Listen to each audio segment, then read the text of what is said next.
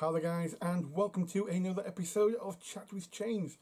And today's episode we're going to talk about what's been happening behind the scenes since our previous chat. So without further ado, let's crack on.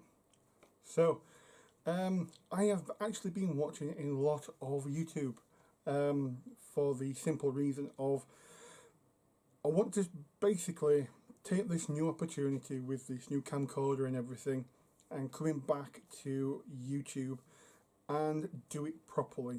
If you do actually look back at my old catalogue, it's very random, it's very all over the place. And what I've actually learned by watching some of the other YouTube channels out there, of which I will name in a bit, they categorise their content very well, actually.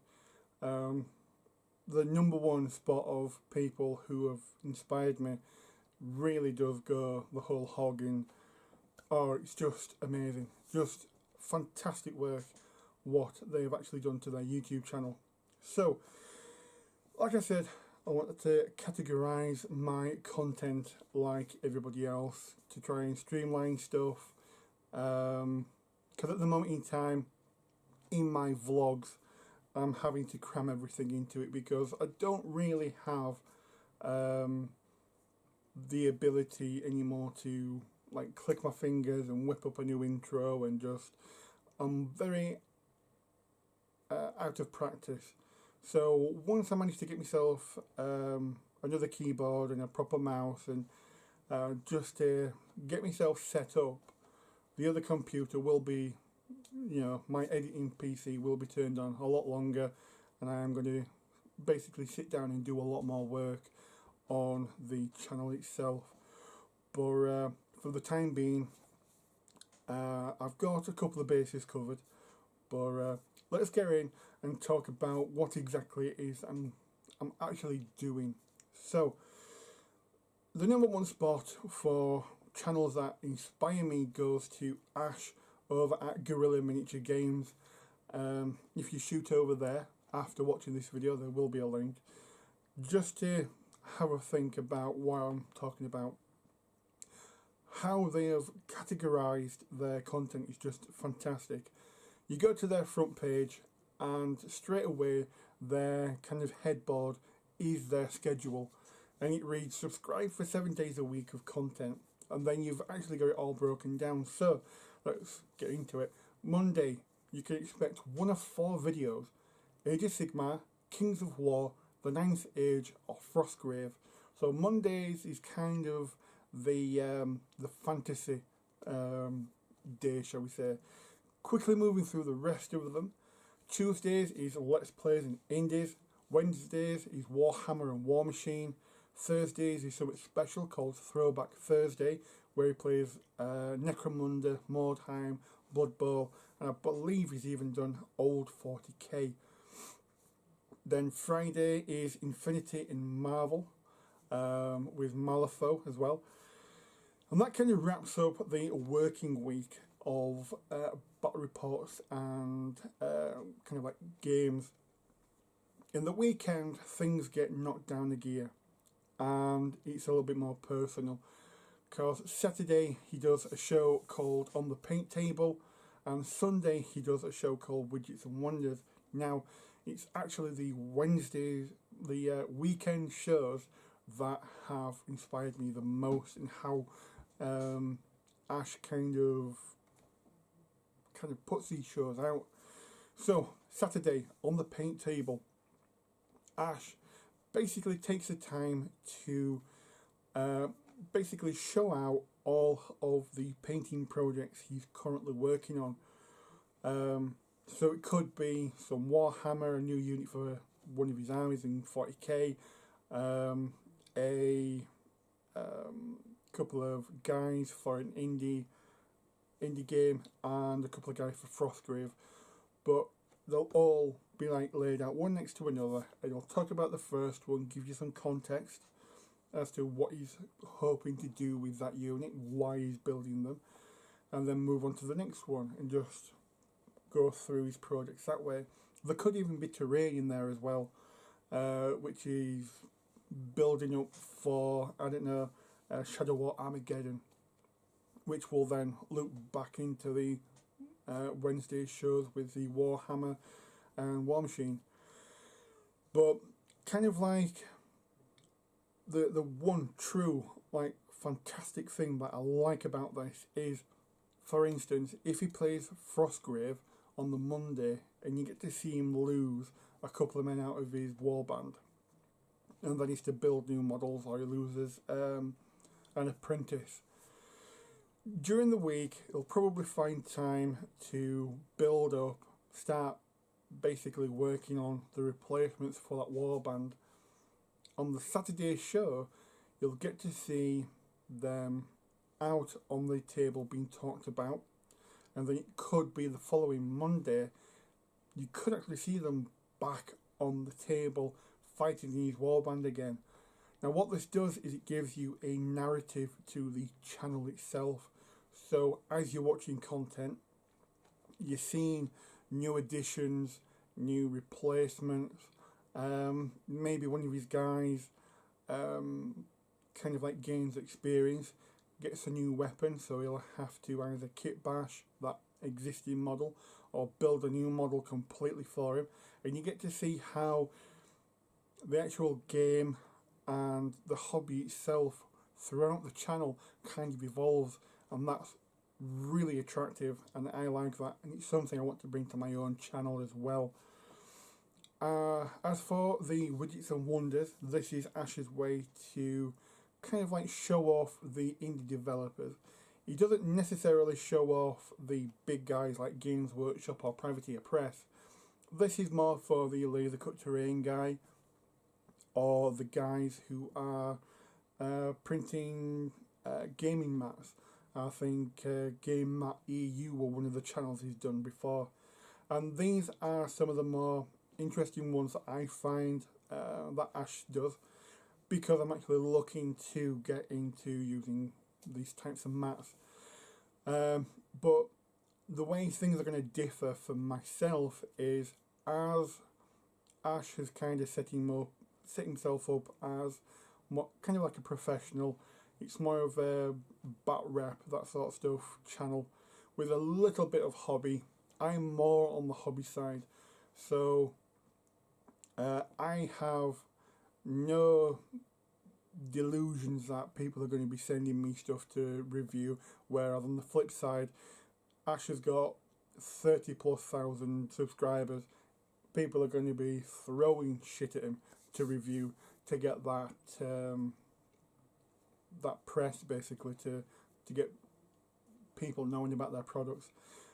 I have no disillusions at all that people are going to be sending me stuff, so that's not really an issue, because the slow pace that this stuff does get reviewed on Ash's channel, it just wouldn't be something I could do personally.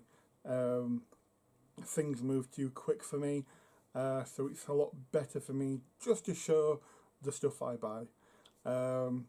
Maybe if things do change in the future, and I do get the chemistry right on the channel, and I do find the time to do this, maybe in the future things might change. But at the moment in time, I'm aiming for 4 shows as a basis to build upon. And like I said, out of all the shows Ash does on his Guerrilla Miniature Games channel, those 2 are basically givens. I've got to steal them and work on them myself, and try to gear them in such a way like they work for me. So at the moment in time, out of the 2, I've only really got 1 title for the out of the 2, which is the Under the Brush, which is the show and tell variant of the 2 shows. Hopefully I will have an intro for that soon. I'm going to be talking to a couple of people about it, but not going to go into depth really, because it's a bit, I don't actually know if something can be worked out. But that would then give me 3 shows that you know about. The 4th show is a tutorial show that I want to bring back to my channel. It seemed to be well received when I did do a tutorial, so it's going to be a good idea just to bring it back. It's going to be of a 2-tone kind of show. There are going to be some painting tutorials like Warhammer TV, like how to paint this colour armour, how to paint that colour armour, how to paint flesh. But obviously they take time, and I will have to have a proper setup. So trying to sort that out and get everything set up, because at the moment in time I still am only running from one camera, but because I've got the little flip out thing, I should be able to do a proper tutorial where I can talk to you and still show you what's happening in the camera. But in between these, ooh, I need my backing screen, come back, my backlight, thank you. In between these big kind of like tutorials, I want to add basically hobbying 101 type videos. For instance, how to scrape mold lines off properly, how to prime with a rattle can properly, how to prime by airbrush, you know, all sorts of like good habits versus bad habit type beginner things, because I have been hobbying for 20 plus years now, so I have built up a decent repertoire of habits and knowledge within the hobby that can be broken down to bite-sized nobules and just kind of drip fed in between the big chunky tutorials. So hopefully, yeah, things might be moving in the right direction again. So at this point, we know that I've got my 4 shows. I'm going to be spreading them out every other day, so probably Monday, Wednesday, Friday, Sunday. Sunday being the under the brush show, because how I'm scheduling my content and looking to drip feed stuff is I need to be able to carry on with real life stuff as well.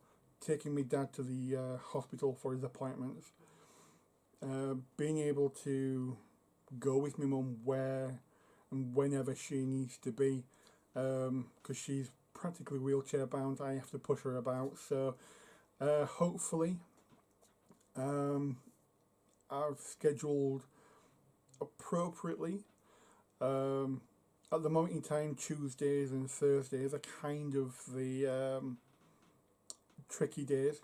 You know, they're taken up in real life quite often, but if not, and I can get away, I'm looking to possibly drip feed into these open slots other content like battle reps.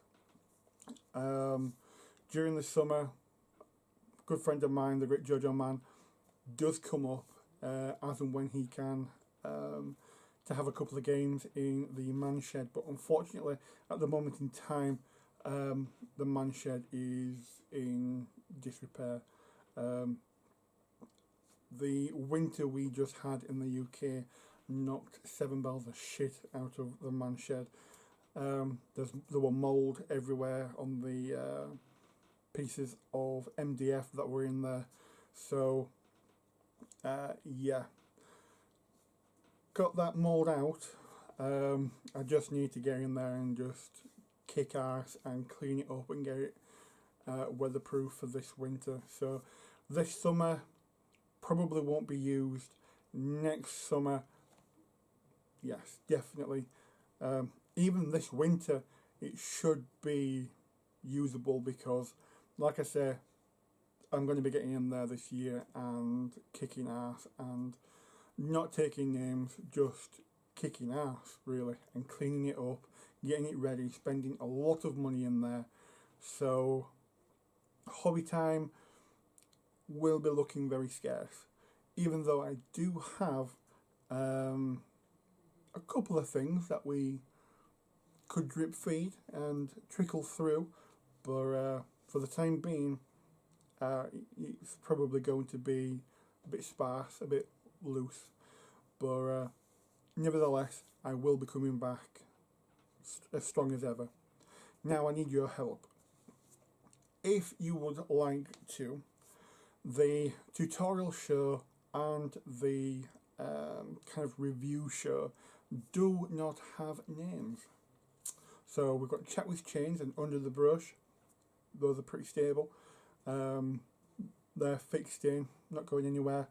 But the tutorial title and the review show titles are not picked yet. So if you want to drop titles down there to put your 2 pennies in, I will most definitely let you do so. I will be keeping a very sharp eye on people's contributions, but as soon as I can get all this kind of wrapped up, like the intros, the outros, that sort of stuff, and the sooner I can get them done, the sooner I can get back now to that. Obviously I said that when I did come back I would do kind of like a raffle type draw for the, I think it was the first Heretic book from this Warhammer Legends. Well, that book has gone for a long walk. I have no idea where it is. So what I'm going to do is buy another copy of this. I will buy another copy because the softback book is only £25. You know, I do keep my word as and when I can.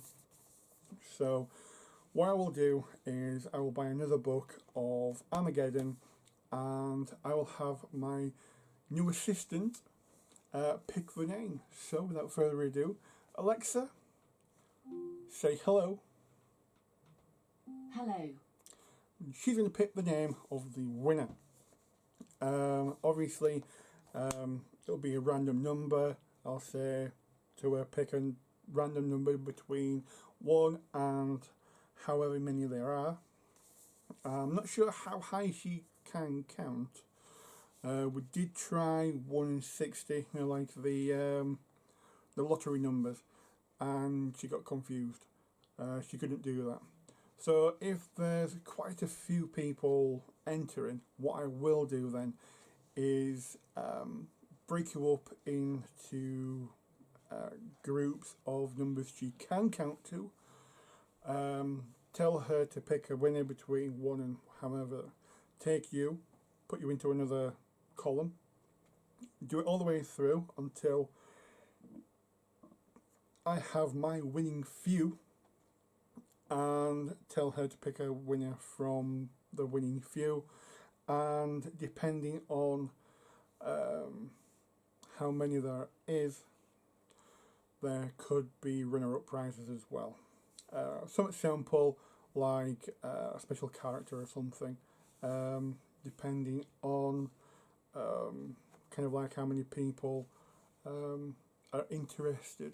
So yeah guys, that's pretty much it for the update on the channel. As for hobby, just like a quick insert what I've actually been working on. As you can tell, I've moved on to Armageddon. I received this yesterday. I also picked myself up, ooh, lots of glare, there you go, 2 pieces of terrain. Yeah, they are very, very nice. If I shimmy my head, you can see I've built them there. As I said, about the reviews, what I'll do is I am going to be buying more of this kind of like Shadow War terrain, basically, for both 40k and Shadow War. I think it looks absolutely fantastic from what I've been able to have a play with. Yes, it is modular, but it's not super stable, just using the clips. Well, they're not even clips, they're kind of like push fit, and they're just sliding basically, there's no friction at all really. So getting the ability to just clip together your terrain in any way and then play on top of it, I probably wouldn't suggest this type. What it will be is put it into a rough shape and then glue it. Really, it's not uber sturdy, just using the clips. So I'm going to be getting some more of this, and it will be them that I will do on the review. This I'm hoping to just throw together and help me learn how to play the game, to hopefully get Paul over and have a couple of games of Armageddon. So yeah guys, that's pretty much it at the moment in time. Things are a bit scarce, so what I will do is bring this video to an end, and I will catch you in the next chat. Okay guys, bye bye.